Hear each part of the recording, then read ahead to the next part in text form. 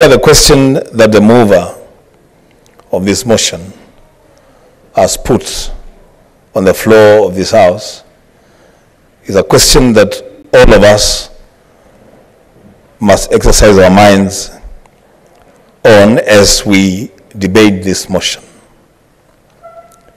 Where was the government when people put up their houses on that land? Where was the government when schools were being constructed in this place? Madam Speaker, people don't register their schools. Schools are registered by governments. How did government register schools in this area? How did government even make some of these schools examination centers for exams that are supposed to be beginning next week? Madam Speaker, where was government when churches were being built on this land? It is the responsibility of government to register churches. Madam Speaker, without putting unnecessary emotion into this debate, I think, Madam Speaker, a time has come that people's legs must be held on fire until the truth comes out. What is the urgency in reacquiring this land for the cement factory? Why would we throw out our own people, Kenyan citizens, children, women, in the cold at a time like this when the El Nino rains have just set in, just because we want land to revert to a cement factory? What is it that the cement factory wants to do with the land today that we could not help and go through a process of reacquiring this land? Madam Speaker, I stand here as a leader from that region, but as I speak, Madam Speaker, let it be known by both sides of the divide that the people who have suffered and continue to suffer in those demolitions are not necessarily exclusively people from the Lower Eastern region. In fact, we have communities from all over the country who had settled on that land. People who have taken loans, bank loans, to construct their buildings. People who have taken loans to invest in private schools. People, Madam Speaker, who have taken years to build churches in those areas, and overnight, all that investment, all that property has been flattened, and these people are supposed to run to government for recourse. But unfortunately, it is the government that is doing this.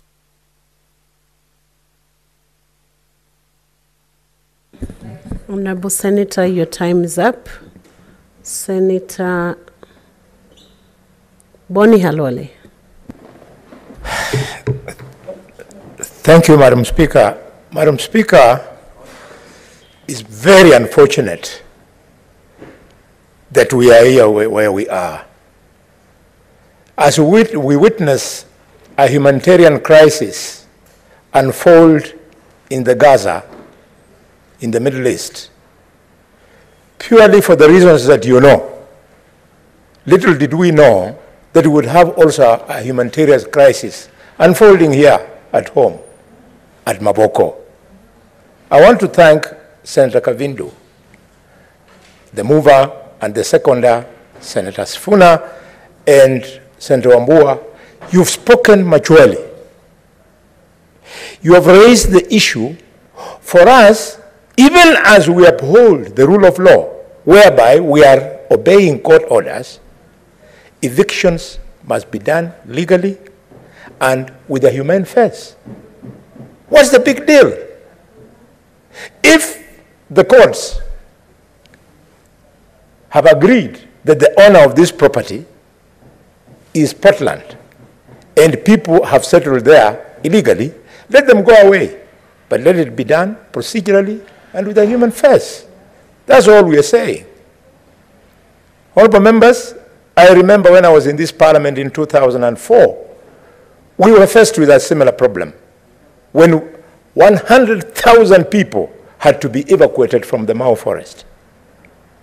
Again, in 2011, when I was in this parliament, we witnessed thousands of people being evicted from Syokimau.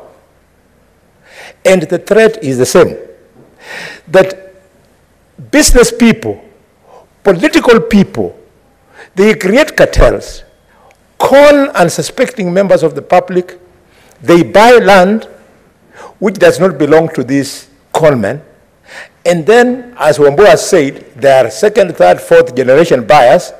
They're the ones who face this brand. We must say no.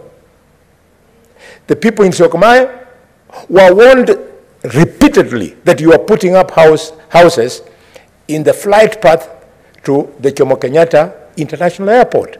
They couldn't listen. Similarly, the people in the Mau, hundreds of thousands, were warned that this is an environmental water tower. They couldn't listen because they thought they were protected by the rich people who gave them that land or the politicians who sent them there. Mr. Speaker, Madam Speaker, I tell this republic of ours, if we want to lead this country, we must hold each other. The weak, they be held by you, the strong ones. As in the government side, we hold hands with those in the opposition side when a matter requires that we close ranks. The people who are perpetrators of this con game must be pursued to its logical conclusion. And they are known. As I speak today, Boniface Sunguti Ichingwa, son of Ichingwa from Malinya, has sent me a message here that, Uncle, while you are away in Malinya, we have slept in the rain. He had bought such a land, he had put up property there. A young person, aged round about 29, 30, 31 years. These are the people we are supposed to protect.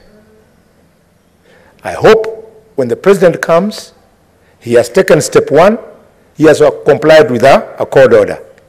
We want to tell him that we are behind him to respect court orders, but we want to urge him to prevail upon agencies that manage eviction and settlement of people to do it in a humane way. Doing anything else, we either cease to be Kenyans or we become animals. Really? That somebody registered a primary school on land that did not exist? And I have registered 23 secondary schools which I built in Ekolomani. And I know the process of registration is rigorous. Who was doing these things? Unless it is a cartel.